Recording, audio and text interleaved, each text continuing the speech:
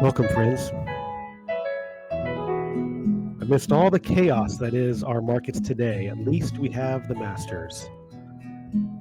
Doing a Happy quick video Masters for y'all. Day.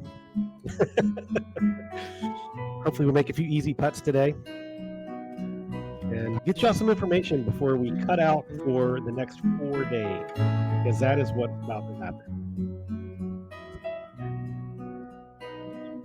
All right. Fade that out, eh? I mean, I think it's the greatest sporting event on TV. You know what's fantastic is that we literally get to go from March Madness into the Masters. Yeah. Well, we You need know? that calming change of pace Correct. Yeah, we definitely do. until Sunday Red or Exactly. something Yeah. happens. So, but yeah, so let's get into this week or the last few business days. Yes. Yeah. Definitely a lot's been going on. All of our realtor friends are in, I feel like, full panic mode, which I don't know if they really should be. So let's go back to how we got here, right? Tariffs. Yes. What are tariffs? It's a good question. Yeah. So, Yeah. it's whenever a country is putting essentially an added tax on another country being able to sell their products, goods or services in their country, right? I mean, or is it services too? Yeah. No, it's just hard goods coming across. Just goods. Yeah. So anything literally coming into the country. So yeah, which what a lot of people don't understand is that a lot of countries have big tariffs on the U.S. and have for a long time. Most of them do have. They all have tariffs on our stuff. Yeah. Of varying degrees. Yeah. Right. Which is why you will not see a Corvette or a Mustang on the Autobahn. Yeah. Because our products those are being tariffed. Huh? They're tariffed at 100%, or I think autos are like 30% going into Germany, but there's a lot of that's all random stuff. And so I understand the protectionism part of it. Like for each country, like, if a certain country produces that item, like I heard recently that there's tons of tariffs on food. India has a lot of food tariffs on us, like massive, insane, right? So, which makes sense. They don't want to buy rice from us if they can make it themselves. So that's their way, obviously, of propping up their own domestic production. So then people get mad when we decide we need to prop up our own domestic production, but so how we really got here is it's been going on for so long that the chase for cheaper goods for our economy has led to factories, moving overseas, and we barely have any tariffs at all. If we did have tariffs, they were very small. So, I mean, this happened with Dad, with our own. Yeah. As any of you who don't know, our father had a foundry, poured steel, aluminum, mostly making oil field equipment for a long time. And then eventually it got to the point where a lot of companies ordered their parts from Chinese foundries because it was so much cheaper to order it from them, ship over tons of steel, and it was still cheaper than doing it in the United States. Yep. Eventually what happened was they found out that the quality was so bad that they would have to order twice the parts to get what they ordered. So if they wanted 100 parts, they'd have to order 200 to make sure 100 of them were good, because there was no quality control. But then eventually, and of course all the NAFTA stuff started taking over. So then eventually people figured out, hey, there's steel guys in Monterrey, Mexico that can do all this stuff for a little bit cheaper, and the shipping is basically the same as shipping from Houston, right? So, and it's still cheaper to come across the border, pay a slight tariff, coming in if there's one at all, Yeah. right? And then it also gives them the freedom to ship their goods from Mexico to anywhere else in the world. And maybe there aren't super high tariffs going from Mexico to Argentina or Yeah. something as there are from the United States to Argentina, right? So that's kind of where we are on that side. And so we're kind of in that middle ground where something's got to be done, right? So that's kind of what the Trump administration is thinking. So kind of where we are, like we got to force the hand to come to the table, right? Yeah. So that's basically what we're doing. That's basically what the whole end game is trying to get them come to the table. These are not supposed to be long-term tariffs. Yeah, and Um, I think what a lot of people, at least on TV, are what they don't realize is that the power Trump has the power, or we have the power because we are the right, world's, you know, everything, right? right, And so we have the power, but we've decided for decades to not use it.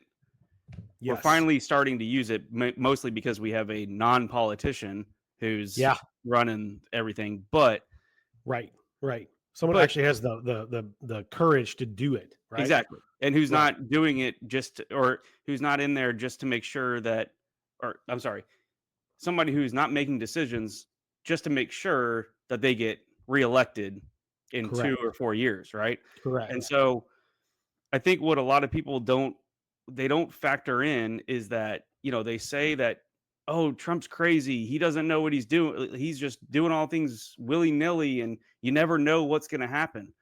Well, during negotiation, you kind of want the other side to have no clue what you're going to do. Yeah, right, So it's kind of better that way. Let's say right, it was Biden or Kamala, they would announce to the world exactly what they're going to do, which would be very minimal, if anything, right, and it wouldn't make a difference, or it would, they would put on this parade and say, like, look at me, look what I did. But the right. thing is, you don't want your opponents to know exactly what you're going to do. You want Hmm. them to think that, okay, if I go back and tariff them more, they might do it again. They might tariff Hmm. me more. They might tariff us, China, instead of 125%, they may come back at us at 200%, and then we're really screwed. So, Right, like, right, it's the element of surprise, and that's right. And you were saying that these countries want access to our market. mhm, Like they exactly, need access to our market more than we need access to their market. exactly. And so come to the table. Let's work out a fair deal to where we have access to each other's our markets. Then whomever's companies make the best products will win out, you know. Yep, And or hey, we want whatever, we want all of your wine from France. Thanks. We want all that. You want some Chevrolets? I don't know. Whatever, right? Like, yeah, yeah, free and fair. I think I really like the way you put it. Like we have. So I was thinking about this like the other day. Doyle Brunson probably basically did write the book on how to play Texas Hold'em Texas Hold'em, poker. yeah, Yeah, he said that the key to poker is forcing your opponent to make a decision for all of his chips. And if anyone sitting there is thinking that Trump is not doing that right now, he's got the biggest stack of chips, he's got pocket aces, and he's saying, I'm all in. mhm. Is on all these other countries. And what did you say? Like, how many countries you said called him yesterday? I mean, their statement was that 75 countries have already contacted them. Right, I think they said over the last few days. So right. not even like since, not even in the last 24. I think it's been over the last several days wanting to make a deal. And that, I think part of what they're doing is they're not responding yet, or they're saying, okay, we'll get back to you, and Mm. letting the hurt happen some. Hmm. Like, that's what I think is like, you got to let them feel Or it, the fear set or in for a minute, right? the fear. Yeah. A few, a And few, a few nights of not being able to sleep uh-huh. might. Yeah, Exactly. I yeah, mean, that's the best way to basically assert your dominance over them. And right. So yeah, it's like 75 countries have already come to the table wanting to make a deal. Right. And I like how he put Trump put it. So he raised the tariffs on China from 104% to 125, Yeah.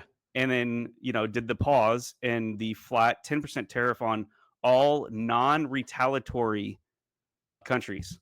Mm. So all the Mm. countries, basically everybody else who did Right. not retaliate, we're going to work with you. Right. Right. And China, So yours is going up. exactly. Right. So what that tells you is that in the future, or let's say in a couple of years, something has to happen. Hmm.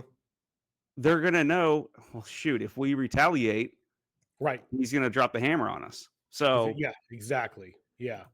it's the element of surprise, and not countries aren't gonna know what he's willing to do, or what he's going to do, because he's willing to do whatever it takes, Correct. Correct. even if it And makes him unpopular right. for a little bit. Right. So here is, let's do this. Let me refresh that real quick. And then here we go. Let's see if it pops up. So here's where we're kind of at on, this is the last month of the 10-year treasury yield. And this is what we use to track mortgage rates. This is the best barometer because mortgage-backed security pricing, there's different coupons and whatnot, and then every lender has their different margins and everything. But the 10-year treasury yield is the best thing to use to track where everything is going. So kind of where we're thinking is this drop here where everybody got all excited over the last like week with Well, rates excited dropping for mortgage for rates, rates. not Exactly. excited for, yeah. Correct. Where, That's oh when, shoot, yeah, tariffs are going into effect.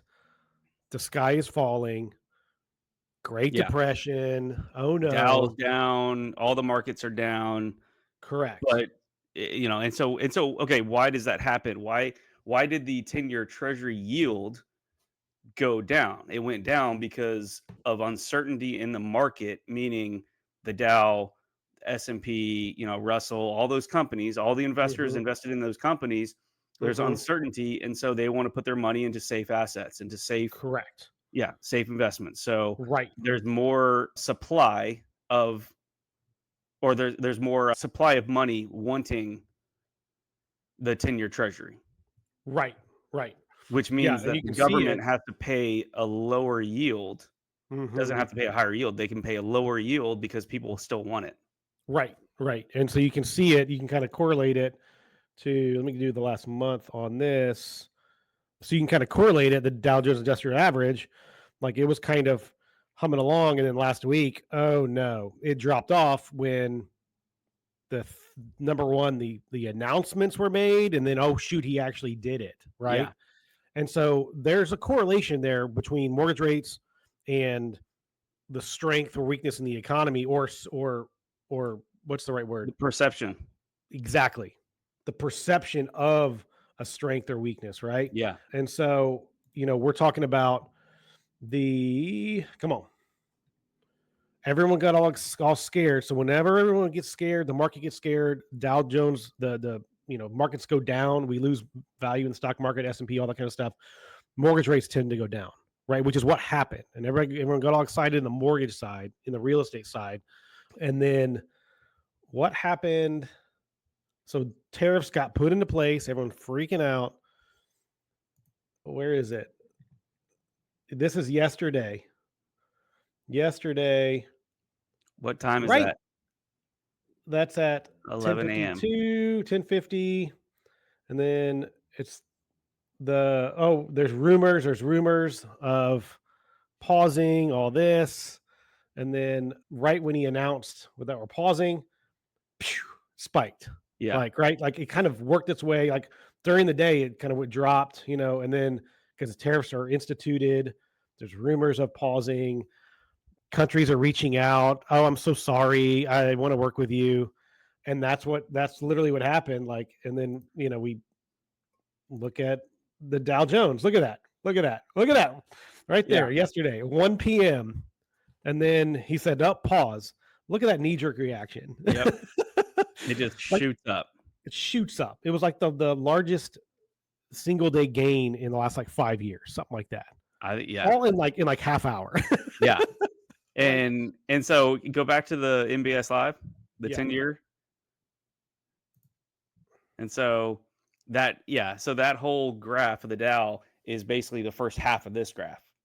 Correct. Yeah. Yeah. And Yeah. Yeah. This is so just the last 2 days. or Right. yeah, Right. yeah, yeah. Right. So so yeah, we're about a half a point, give or take, higher than what we were on Friday Mm-hmm. in terms of mortgage rates Right. because we're about a half a point, the 10-year treasury higher than we were at a certain point on Friday.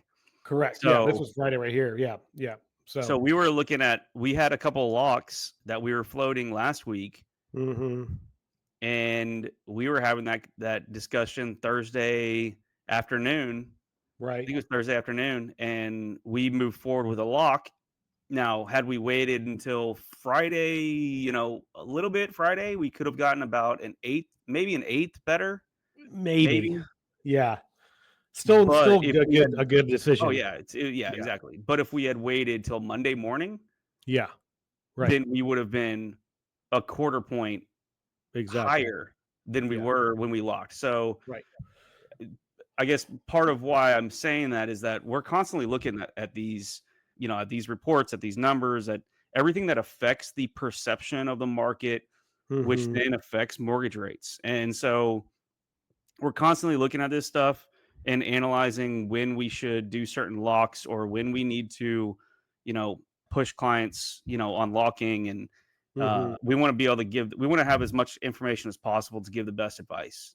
Right. Uh, Now Exactly. it's nothing's certain, but Right. Yeah. data Well, kind of tells the story for the most part. and the funny thing is that we the the mortgage and treasury market has been hasn't been acting in exactly the way it usually does the last few days. So because we were expecting, like I was expecting, like last week, obviously last week when rates went down because of the fears of the tariffs, right? Hmm. Then they were actually instituted, and then rates still went up even though everyone was around the world and the economies were freaking out. Yeah. So yes, because this is the last 5 days. I've switched it to 5 days, and then you know the Dow the last 5 days was kind of down, right? So why didn't our rates hold or go down? It was very strange. So, Yeah. and I'm wondering if investors just pulled money to begin with, Yeah. I like think they want to have that they want to have something on the sidelines. right. They probably had more on the sidelines than they usually do.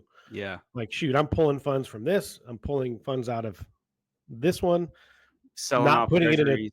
Yeah. right. I'm gonna be safe for a few days while this hashes out. Right. Yeah, it's just uncertainty. I mean, Yeah. something like this has never really happened before, or not in a long time, I guess. Yeah. I So mean, I think and this uncertainty always brings,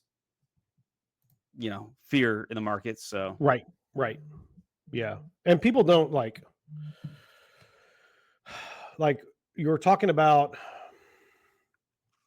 a completely different strategy. Some people are worried about like the Great Depression type signs, the the Smoot-Hawley Tariff Act in like 1931 or 32, after the Great Depression was already started, that just prolonged it. So you're talking about like a combination of factors. Like back then, you had you know markets panic, all that kind of stuff, selling off, but then policies that exacerbated it. mhm. Like they thought they were doing a good thing, but then there was more regulation, higher taxes, increased tariffs. Like it was a complete barrage against businesses that people are. Why would I open or expand a business in this environment, right? Yeah. And then constant just overregulation during the New Deal. Whereas right now, the end game is to get to lower regulation, lower taxes, open markets, free trade. Truly the best product wins, right? The Yeah. best product, regardless of where it's made, because we're not going to be the best at everything, you know, but level the playing field, and just now let's go. Let's do it, Yeah. right? And so that's the difference right there. I always say it's not how you got into the recession, it's how you come out of the recession, right? Yeah. Like 2008, yeah, we we got into a recession because of mostly lending type stuff, right? But the Yeah. reaction to the recession prolonged it, you Yeah. know? The dot com bubble burst in 2001, but the reaction was, okay, let's back off, lower taxes, lower regulation. And it wasn't really felt that bad. It was a Mm-mm. blip.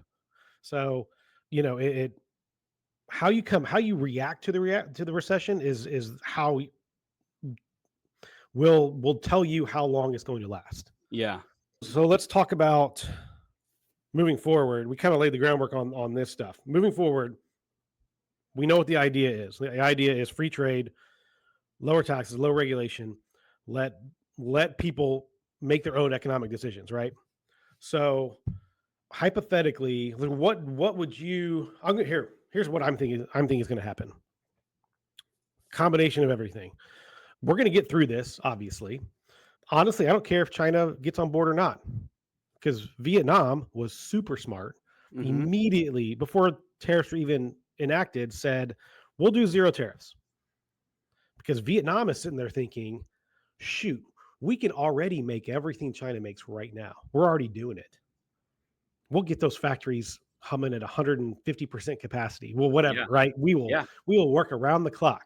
Thank you, China, for being Yeah. jerks. Vietnam is being super smart. And I Mm-hmm. have a feeling all those other countries that are like that, made in India, made in Bangladesh, whatever it is, all of those countries are probably going to start lining up saying, hey, this thing that's made in China, we can make it here right now. Yeah. Like, so I think that's what's going to will start happening, which an economic boom doesn't lead to lower mortgage rates. It usually, I would say, hopefully it just holds, right? Yeah. On the other side, the fiscal austerity, government reduction in size, debt going down, the smart monetary policy, that is what's going to help mortgage rates and treasuries and rates across the board come down. Mm-hmm. As inflation keeps coming down, and we saw it today. What was the inflation report? Really good, right? Really Yeah. solid. Yeah. So as Month over inflation, month CPI was negative 0.1%. right? And I think because energy costs are way down, right?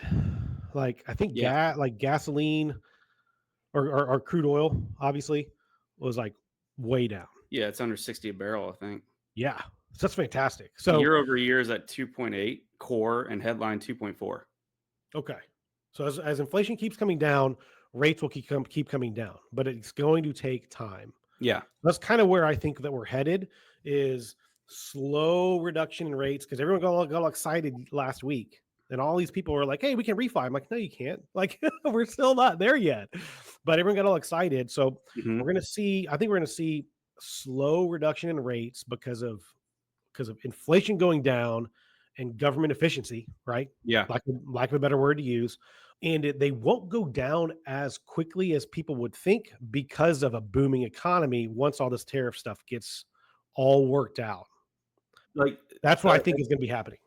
I think it's a good point because when rates tank, that's usually a sign of something bad. Yeah. You know, Yeah. like, I mean, Yeah. talking about the federal funds rate, which is different than mortgage rates, Yeah. but the federal funds rate never goes down. They don't lower it by, 50 or 75 basis points in a time of prosperity. Right. If everything's It's great, why would you lower it? Right. typically a problem Yeah. if they're doing big cuts like that. So Correct.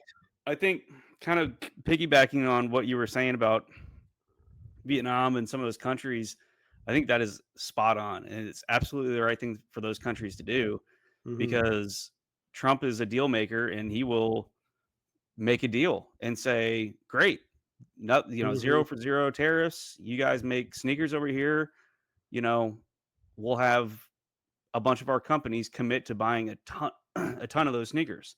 Right. Right. Things like that. Exactly. He's going to make deals that will further hurt China Mhm. and force them into making the deal. Once the Chinese population feels it, Mhm. it's gonna come back to G.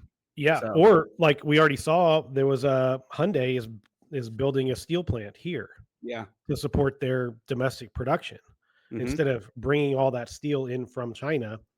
So, and South Korea's interests are more aligned with ours than China, obviously, or else there Yep. wouldn't be a North Korea as well. Yeah. So, yeah, so hopefully there's a increase in that as well, right? An increase in, okay, what type of products can we make here that make sense to make here, right?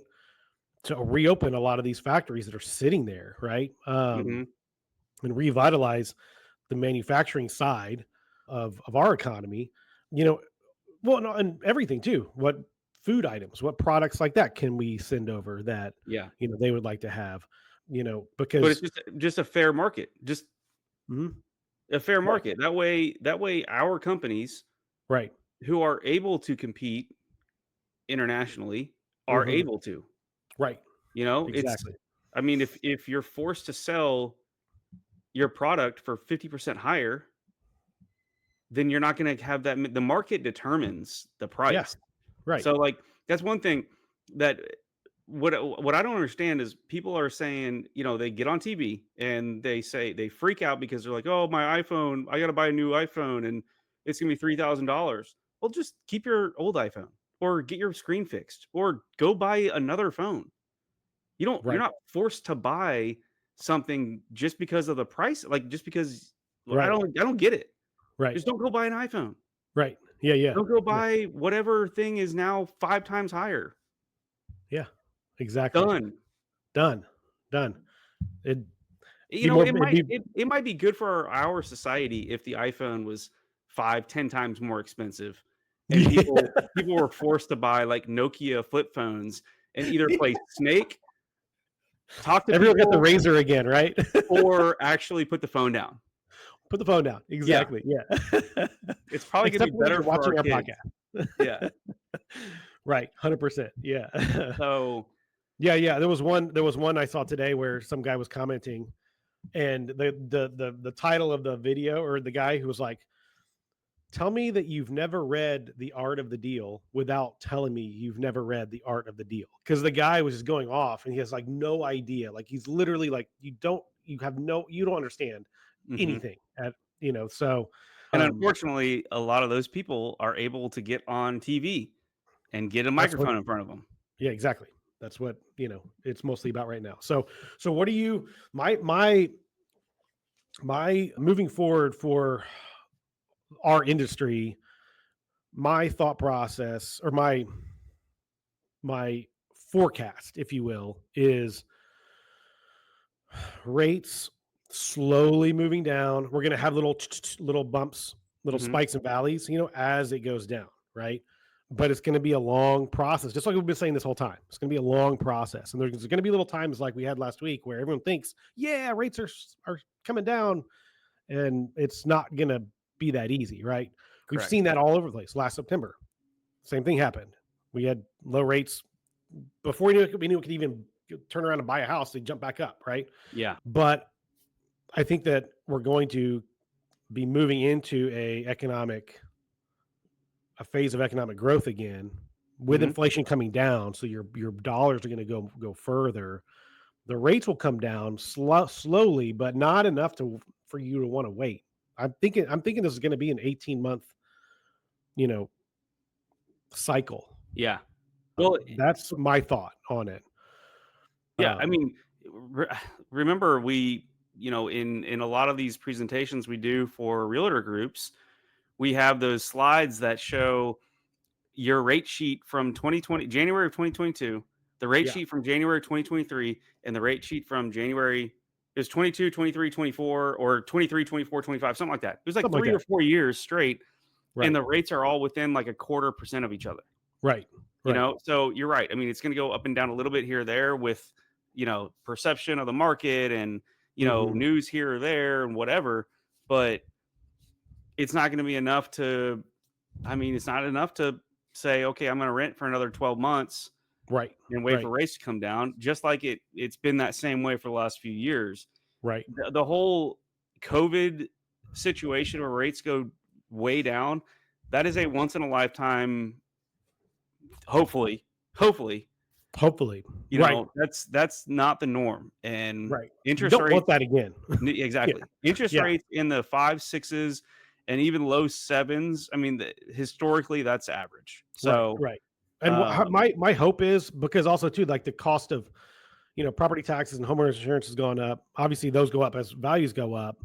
Home values are higher. So, like, I don't foresee rates. You really can't. Rates can't even hold any higher than they were when they were into the sevens. mhm, I'm thinking that my what I'm telling clients right now, as far as like to be hopeful, is conventional rates just under 6%. Like that's mhm. my hope. If we can get conventional to 5.75 and VA and FHA in the low fives, that's a Yeah, humongous win. Take it all day long. And then if something weird happens, that rates tank again for some reason, then refi, jump on it. But we're not that far off. We're getting there, but it's yeah. going to take some more time. So, yet again, broken record. If you're ready, willing, and able to buy your home, then I don't think that there's. I'm not panicked. No, and You know, nobody should be panicked. But nobody should be panicked. here's what I think. I think we are going to see. Real estate is always, shoot, not local, market specific.